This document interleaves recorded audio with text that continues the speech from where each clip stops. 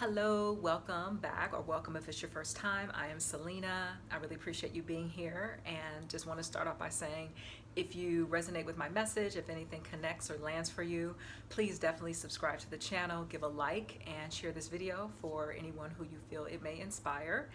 And for this video, I got the inspiration while I was watching one of my favorite movies. The movie may already be in the title, but it is Field of Dreams. The movie came out back in 1989. I didn't first see it until I was like in college, but from the very first moment that I watched it, I loved it. Like it's so emotional, it's very spiritual, and it's one of those movies where each time I watch it, there's something new that I take away from it.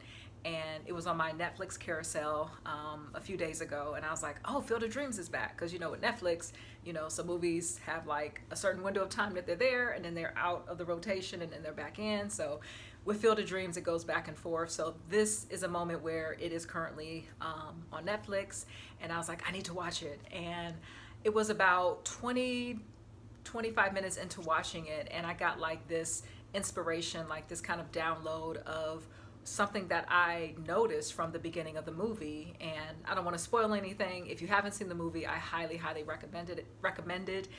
If you've seen it, you already know the kinds of emotions that this movie can pull out of you. Have some tissue if you're one of those who likes, who cries and likes to get emotional. But when I was watching, and I will say I have to spoil it because it really connects with the video, so I have to give some spoilers, but I'll try not to give too much. But basically, and this movie is also based on a book which I also read and which I also really liked, called Shoeless Joe. And Kevin Costner is the main character. He's a farmer in Iowa with his wife and their daughter. And at the very beginning of the movie, it doesn't waste time. He hears a voice, and we hear the voice too, and the voice says, if you build it, he will come. And oh my gosh, like I'm already kind of getting chills. It really connects because how many times do we get like a message from spirit, our intuition, where we're getting the call, the nudge to do something? And it could be something as tiny as like, okay, make a list of what you need to buy from the grocery store, this week or next week. Or maybe it's like something you need to do, like sending an email or taking advantage of an opportunity that you keep putting off. But he gets the voice. He's like, what is this? Am I dreaming? Is this like something? But it keeps coming back and back and back. And then finally, he gets the vision of he needs to build a baseball field. And upon building the baseball field, the baseball player, Shoeless Joe Jackson, will come back and appear. He tells his wife, and, she supports her husband. She's like, okay, so I support you. If this is what you feel you got to do, then do it. And so he builds the field, and they're farmers in Iowa. They make their money from their corn crops, and by plowing over his cornfield, a portion of it, not the whole thing, but a portion of it, he's of course decreasing the acreage that they have, which impacts their finances. But he has a vision. His wife supports him, and time passes. It looks like a year passes. The field is built. He's watching, he's looking out the window, he's waiting for Shoeless Joe to come. And then finally there's a scene in the movie where it's like, it looks like a year has passed, and finally Shoeless Joe appears. His daughter is like, Daddy, there's a man out on the lawn. And he's like, what? And it's like there's this moment of stillness, and it's like, he's like, oh, is this the moment? Is Shoeless Joe out there? And he is. And what I took away when I was watching it this time, and I had to pause at that part of the film, I'm going to go back and finish it, but it was that point where I was like, I have to write down what I was getting from that. And I wrote it down in my little memo sketch or notepad. And the message was like, when spirit gives us a vision, when there is something that we're being called to do, we may not know ultimately what the outcome is going to be or what is going to be the final result, but it's like we have to take that first step. And I equated it to like a puzzle that we're putting together, where when we buy a puzzle from the store, we see what the design is. Now in life, we may not be often shown what the outcome is going to be, but using a puzzle as an analogy, or just say like you got a puzzle box and they don't show you what the image is, you just have the pieces in the puzzle. So let's think about that. You buy the puzzle, it's in the box, it just says puzzle, how many pieces, it doesn't show you what the design is, and you just have to put the pieces together and trust the process and wait to see what unfolds as you put each piece together, piece by piece by piece by piece.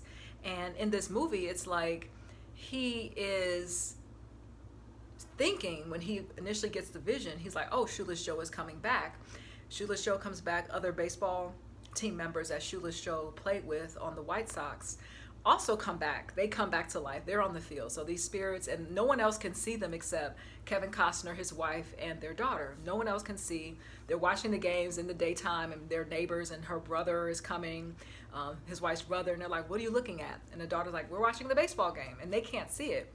So what I got from that is Kevin Costner took the step of like, I have to build this baseball field. The vision I see is that Shoeless Joe is going to come back, and that happens. Then he gets another message, so that leads him on like another step, another quest that he has to fulfill. And so piece by piece by piece by piece, he's getting these downloads, these messages from Spirit that he needs to do this. The second message he gets is ease his pain.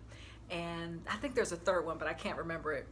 But James Earl Jones is also in the film. He gets brought into the quest, and like, so they're like on this journey of like, well, what is the ultimate outcome as far as he's putting these pieces together, this puzzle piece, you know, metaphorically, what is this going to result in? And I looked at how this relates to us in terms of our life journey, where, you know, we're getting the nudge to do something. We may not always know, well, what is the final outcome going to be? Or we may have some idea of, oh, I'm doing this, I'm feeling inclined to do this because I see this as the outcome. But you may be surprised to know like there might be something even bigger that you don't even see that is a result of you taking these actions, these steps piece by piece by piece.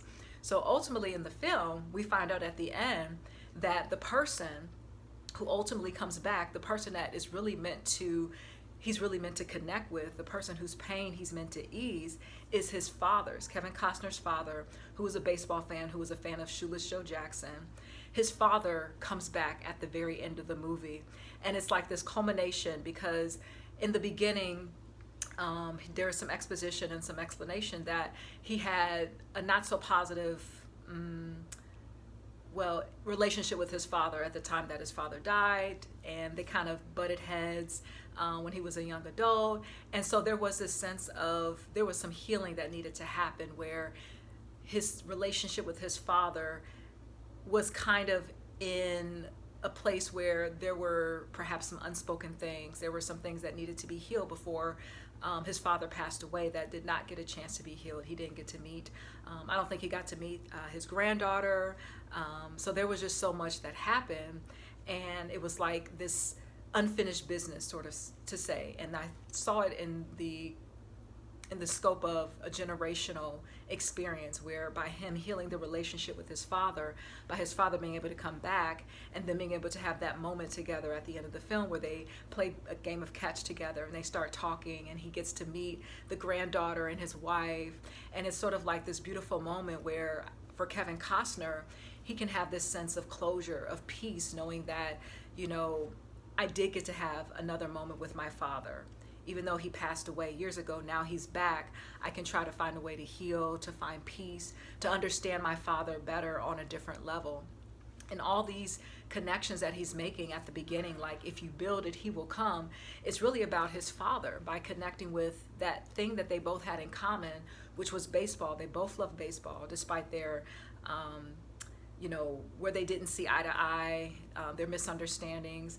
What they did have in common was baseball, which his father introduced him to at a young age. And so what I took away, and I can't wait to go back and finish it and watch it again, but just seeing how he's able to heal this generational wound that he had, this unfinished business, bitterness, perhaps he needed to forgive his father. And so by having that moment where he could have his dad come back, and I also feel that I'm getting this now, like I think Kevin Costner also wanted that on a subconscious level. Like, I think deep down he wanted to find a way to heal, because he's a father now, he has a daughter. So by healing his relationship with his father, that can also make him a better parent for his daughter and for when she becomes a parent. So there is this generational energy and these wounds, and when there's unfinished business, what we haven't made amends with, or we haven't given that forgiveness. It's like these things can kind of linger. And I think that with Kevin Costner's character, this was still lingering.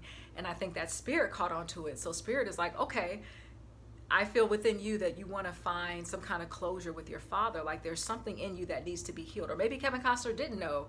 Maybe it was I'm seeing that Spirit intervene, and that he needed to build this field so that way he could ultimately reunite with his Father's Spirit and make amends, to find forgiveness, to heal.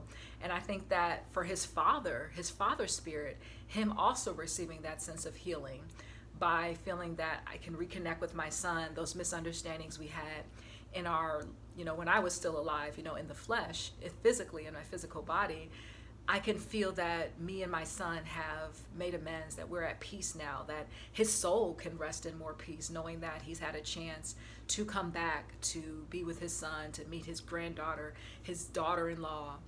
So I just got an amazing just revelation about the film that I am so glad to see a new light.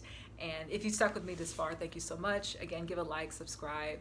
And I hope that this message, this may be something that you needed to hear, as far as maybe you're in a situation in your life where you're putting together the pieces, or you feel called to be taken into a new direction, and you may not fully see, like, well, what is the purpose of this? I know I'm feeling called to do this and I have to do this.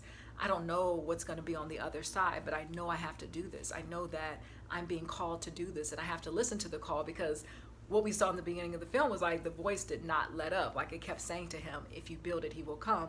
And Kevin Costner did not have any peace until he actually built the field. And by taking those first steps, and in the end, he really got to create that experience to have his father come back, because it was really about his dad. It really wasn't about Shoeless Joe.